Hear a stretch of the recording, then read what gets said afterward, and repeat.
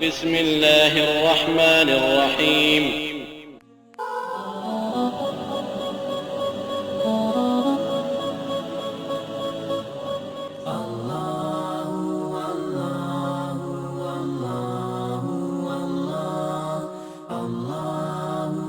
او زه دا وایم چې کوم سړی خپل رب نه پیژني نو آخر دې څه پیژني؟ د اوچت علم د خپل رب پیژنده، او چې د چا نه دا حقیقت او دا علم پاتې شو نو د ده نه هر څه پاتې شو. او چې کله دې الله وپیژندو او بیا دې د هغه امر وپیژندو نو د هغې دپاره به ته ځان بیا خورې کې، خو د هغه په خبره به عمل کې. ولې؟ ځکه چې چا چې امر کړی د هغه پیژني.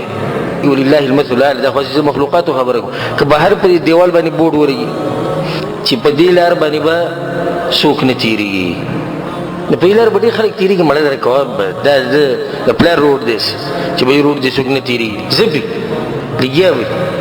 بیا بل یو کس راغی هغه دا وایي چې د ملک باچا وایي چې په دې لار به څوک نه تېرېږي، نو څوک به پرې تېر نه شي. ولې؟ ځکه چې هغه امیر وپېژندو، چا چې امر کړی دی.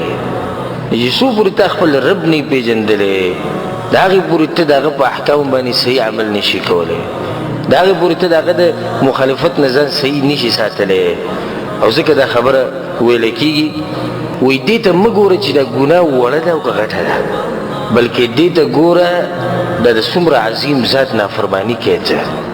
لکه اوس وړه غونته کې ګناه ده، معمولي وړه ګناه یو مؤمن نه کوي.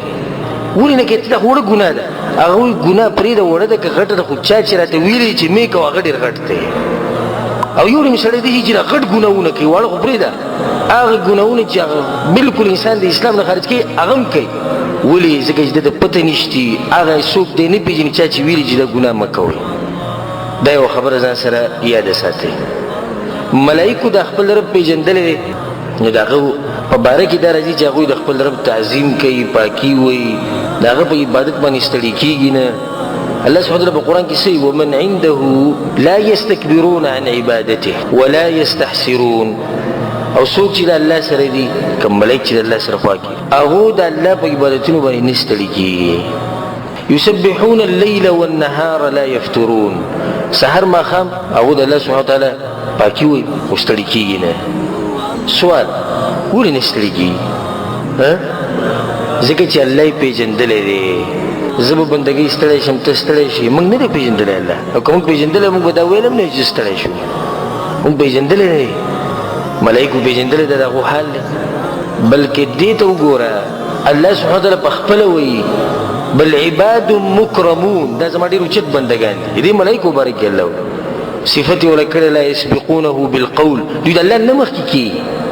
وهم بأمره يعملون. او الله چې څه وایي دوی به عمل کوي. دا صفت ولا څوک کوي؟ دا ولا الله سبحانه وتعالی کوي. خو الله د دغه خلکو باره کې څه وایي؟ وهم من خشیته مشفقون.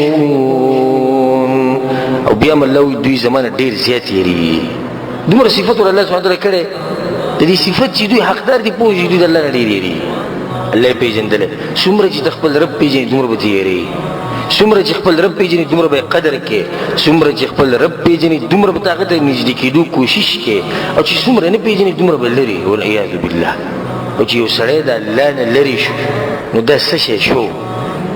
چې یو سړی د خپل خالق نه لرې شو، دې څه پاتې شو؟ تاسو څه ښکاري دی؟ د ده څه قدر او قیمت شته؟ دا هېڅ شی نه دی. دا دومره اوچت مقام چې ستا دی، ګوره دا صرف په دې دی او صرف په دې به جوړېږي چې ته د خپل رب ته نږدې شي او دی وپېژنې. او چې هغه ته نږدې نه شو، هغه دې ونه پېژنو، نو به ته هېڅ هم نه یې ګورې. شیخ الاسلام ابن تیمیه رحمه الله یو خبره کوي، وایي د انسان کمال په دې کې دی چې الله وپېژني. ولې؟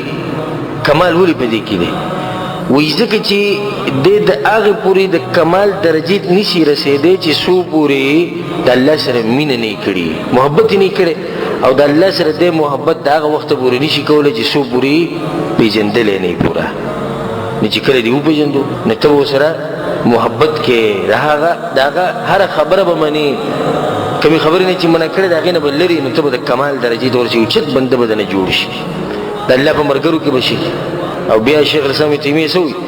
په دنیا کې خو دا اوچت بنده د خپل ژوند تیر کړي په دې کې چې د الله سبحانه وتعالی سره محبت کې او په آخره کې بیا ویني چې بیا خونه د الله سبحانه وتعالی د لیدو نه دواړه طرفونو ته وګوره اوله کې د ژوند تیر کې په دې طریقه باندې مینه محبت د رب العالمین سره په آخره کې د هغې ثمره رب العالمین ته به ګوري او دا ګوره وړه خبره نه رب العالمین ته کته